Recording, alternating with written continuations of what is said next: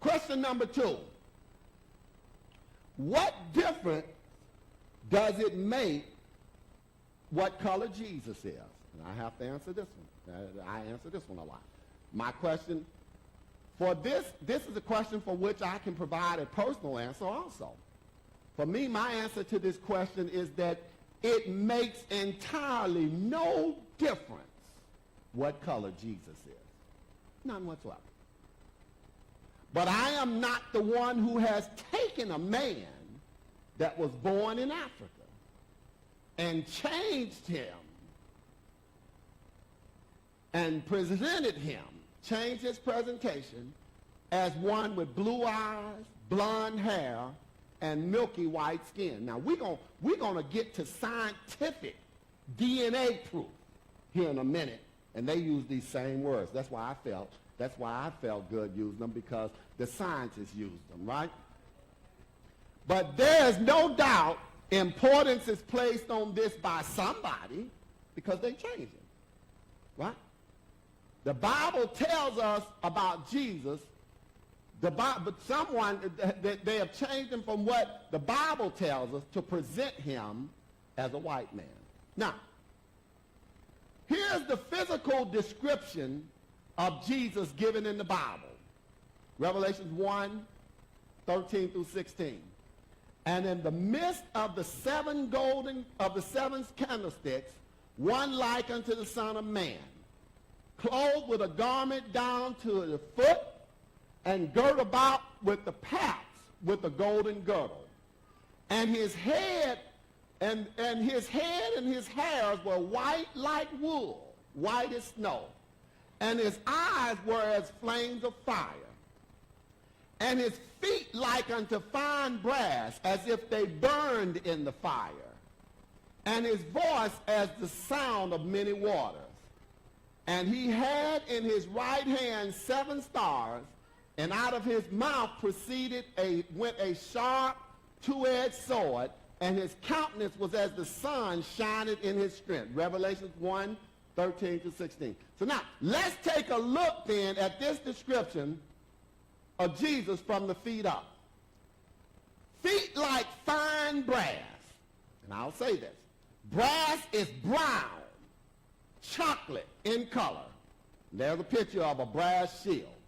Now, unless Jesus' body and face was a different color than his feet, we have to say that Jesus' face was the color. Unless you all know somebody who got feet that's different color than their face.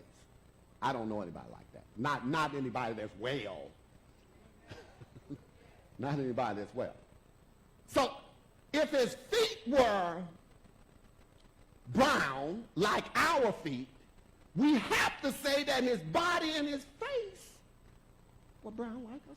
Then we understand how God could send him into Africa with Africa to hide, because he looked like everybody else there. We can also see why God sent Abram to Africa because he looked like everybody else there. Right? We can then see why God sent Jacob to Africa, because he looked like everybody else there.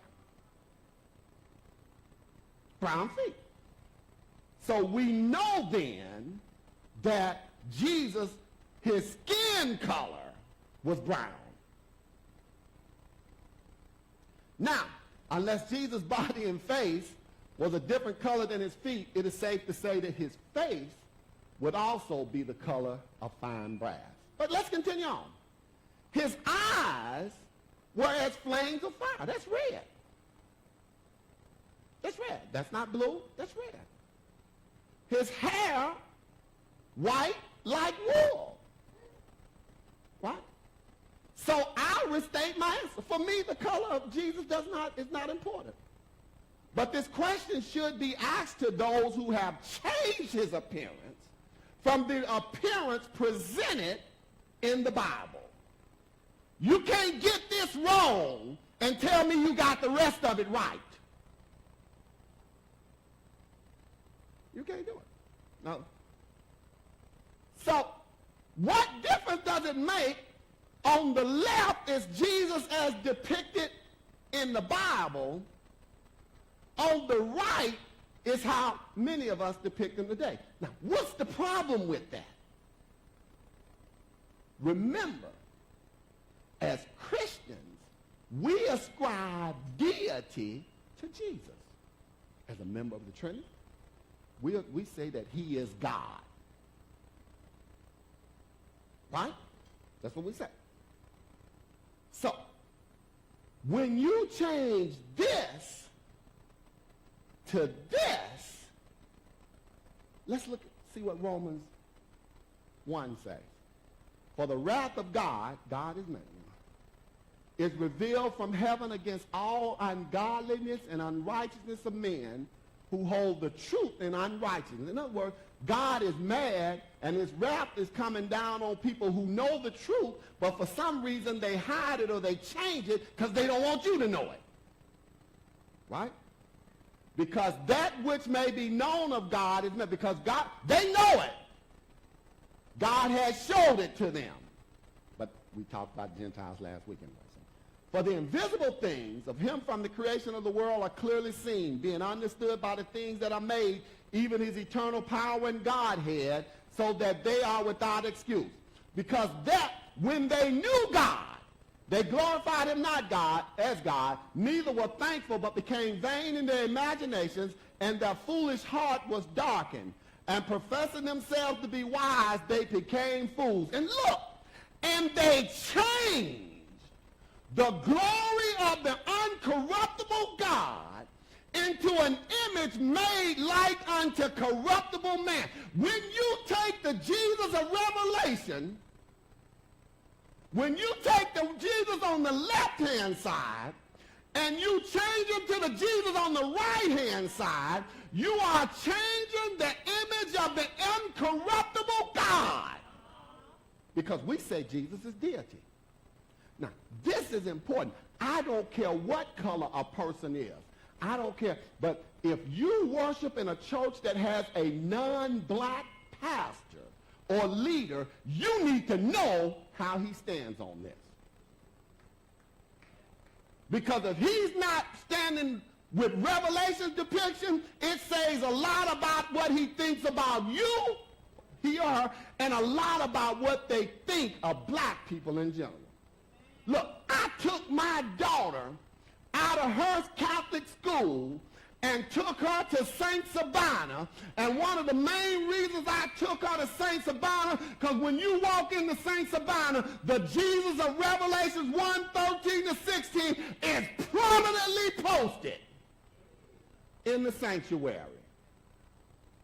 And if a Caucasian man like Father Flager can get it right, all the other Caucasians should get it right too.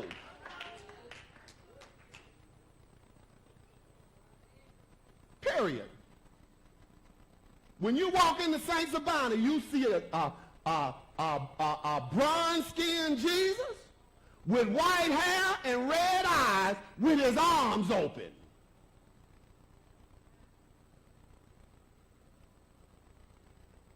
And if you worship at a place that don't have a black pastor, you need to find out how he presents, or she or whoever it is presents Jesus, because it makes a big statement about what they think about you. And don't go telling me, well, it's no more, no male, female, Jew or Greek. We all one. We all one in Christ. But Christ is there.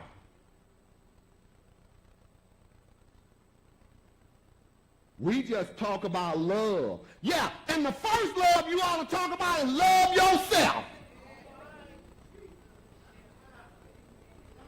I ain't worshiping with David Duke. I don't like him. But I ain't going to worship with him. He don't represent what. So you need to know how that's presented. That's why if I have a hero, Father Flager is way up there. He got it right. He ain't the only one. There was a couple of other pastors. When my daughter was there, I got to meet a couple of other those priests in the country. They were like, the Bible is the Bible. But we have been self-hate and low self-esteem have been planted and cultivated in us, that we'll overlook that and say, well, yeah, but they got a good this and they do a good this. And you know what bothers me a lot of times anyway about us? The only thing we do get a chance to do at a lot of them churches is sing. In other words, you just a performer. I talked to a black pastor that's an author, and he said he was getting ready to turn off one of his Christian stations. He said because every time you hear they have the Caucasian pastors on there explaining the word and going through the word, and every time they have a black person on there, it's somebody that come out of prostitution or somebody that come out of the gang or somebody do it. He said, how come black people can't come on and explain the word and go into detail too? It makes a large statement about what people say about you. And if you let people say anything about you and you go ahead on with it, you deserve what you get. But you got to get it right. I'm not anti anything, but I'm pro-Jesus.